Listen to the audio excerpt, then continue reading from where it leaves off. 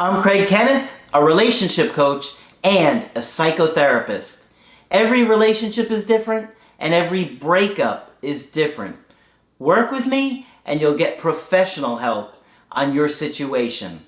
And if you're in no contact, focused on personal growth, my workbook series, The Knowledge, will help you make changes like you've never made before.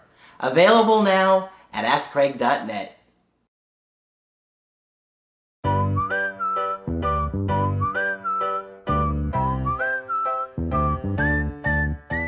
Hi there, I'm Coach Craig Kenneth. I'm Coach Margaret. And today we're going to be talking about the emotional risk.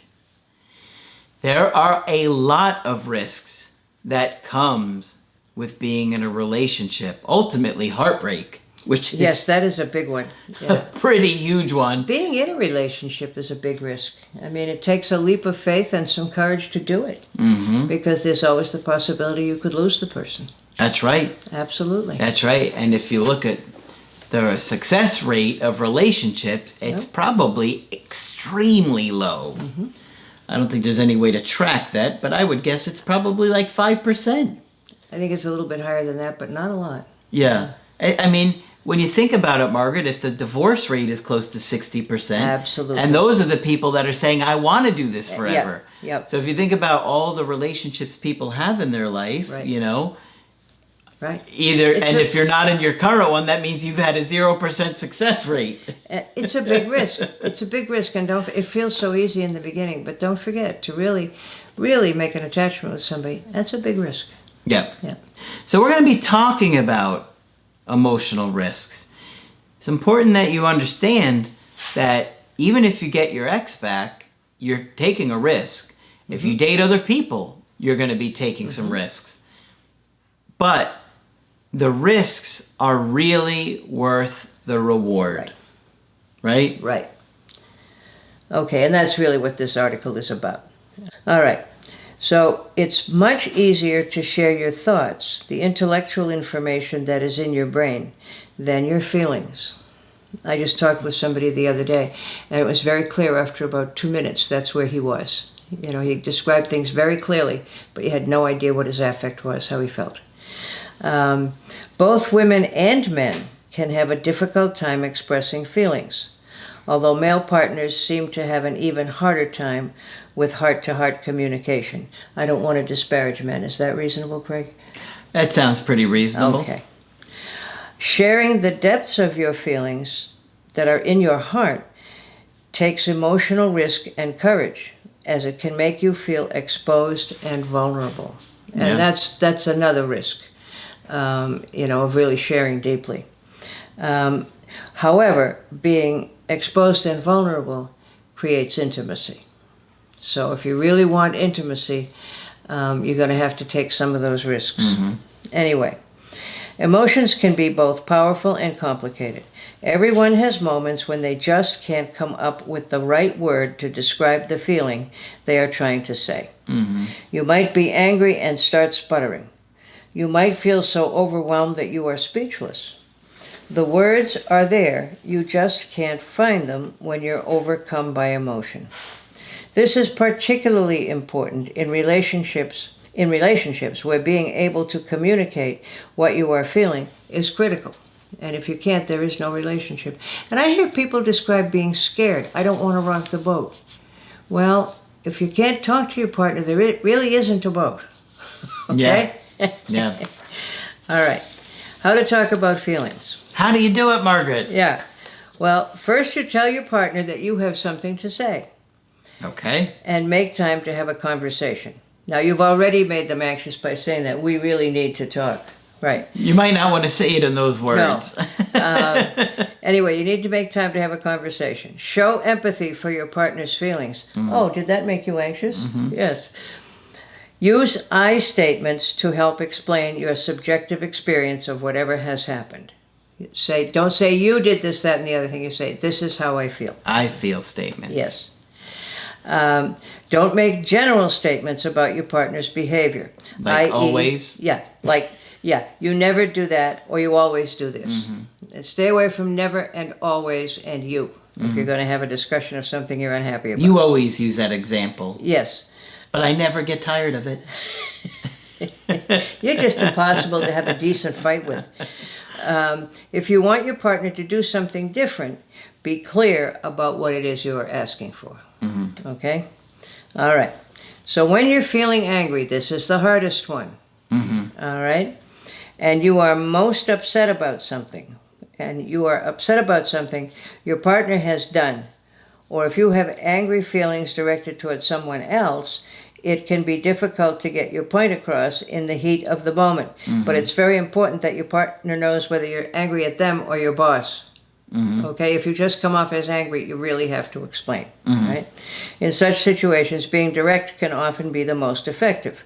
For example, you might simply say, I'm really upset about this. You left 5 days of dishes in the sink. Okay?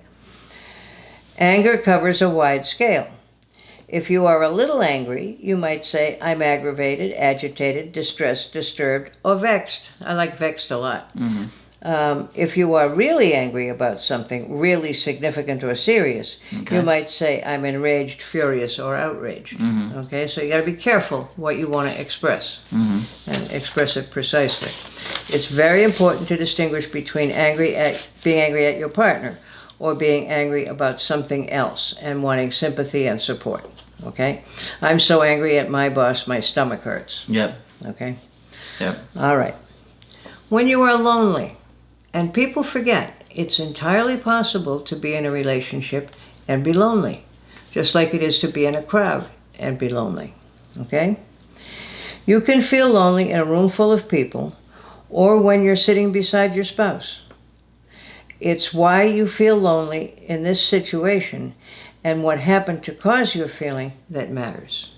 Okay, so I'm at a dinner party with you, and I'm sitting there, and you're all talking about, I don't know, the stock market, and I just feel like I might as well not be here. Yeah, like you're disconnected. Yeah, like you're disconnected. Right? And you feel like you don't matter. Right, exactly.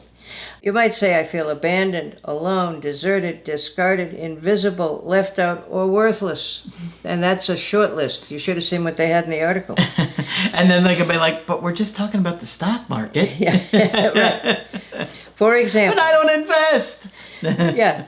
For example, you might say something to your partner like, when you left me alone in the middle of that conversation, I felt deserted.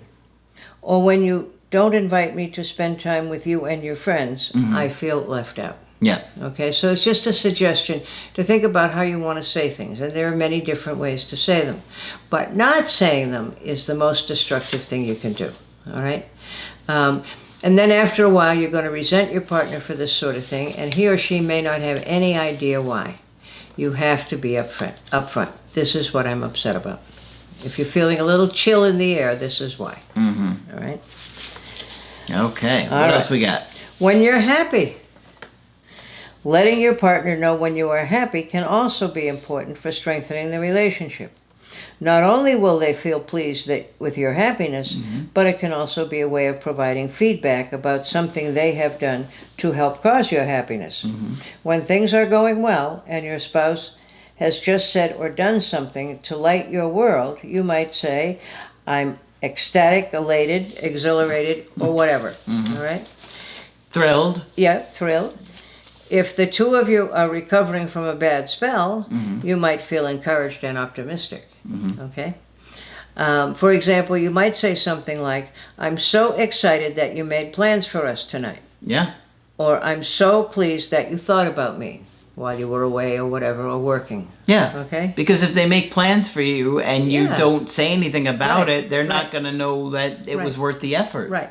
And sometimes I don't think we tend to express ourselves around good things. All right? We're more likely to hear about the bad things you didn't express. I am thrilled with this article, Margaret. I am glad that you are just delighted, and I would be vexed if you were not. I'm elated that you're glad that I'm delighted. I'm exhilarated. When you feel loved, there are times when you may also want to express how your partner helps you feel. For example, if they do something thoughtful that shows how well they know you and how much they think of you, you may want to find words for what you are feeling. Hopefully, your spouse makes you feel cherished, needed, pampered, spoiled, and treasured. Okay? For example, I felt so pampered when you brought me the flowers.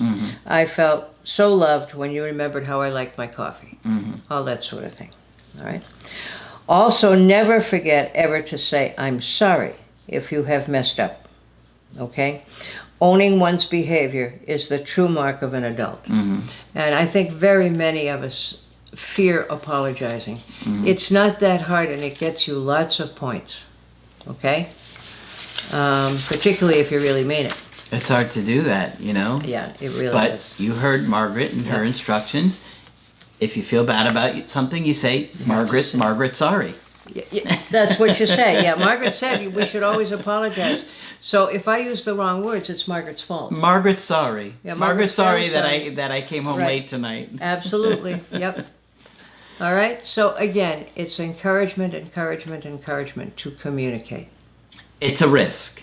Always. But ultimately, that vulnerability of communicating how you're feeling will likely lead to a connection and a stronger connection than not talking about what you're thinking or feeling. And the concept of rocking the boat comes up all the time. People say it to me in conversations on the Skype. You read it in every article, that we have a sort of an intrinsic fear of rocking the boat, of changing the status quo, of taking a risk in communicating. But it is worth it. Otherwise, things just stay the same forever and ever. Yep. Okay? Good stuff. All right. I am thrilled with that article. I am elated that you're thrilled. Well, let us know in the comment section what you think. Be vulnerable about how you felt about this video. And if you didn't like it, we will apologize. Margaret, sorry. Yeah, Margaret, sorry. All right. If you want to get our help personally, you can just go to my website, askcraig.net. Sign up for the coaching option that works best for you. I do email coaching and I do Skype. Margaret is available for Skype coaching.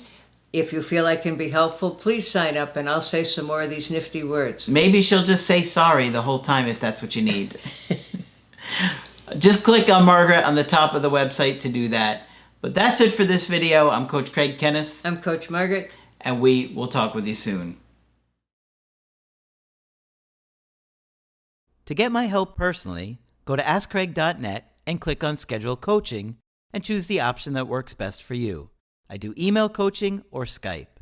To schedule a coaching with Margaret, click on Margaret on the top of the page and order a Skype with her. For the Knowledge Creative Healing course, click on the link at the top of the page and click Get Started Now.